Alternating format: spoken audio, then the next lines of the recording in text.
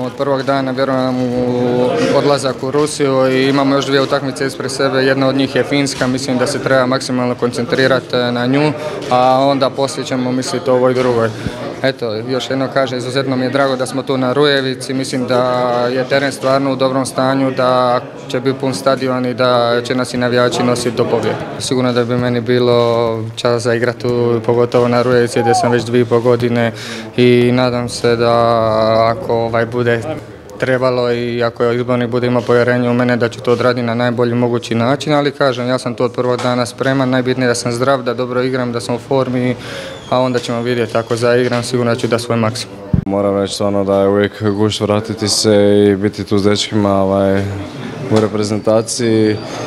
Eto, povratak sam moj u Rijeku sigurno da mi je veliko zadovoljstvo, budi u meni jedne lijepe uspomene.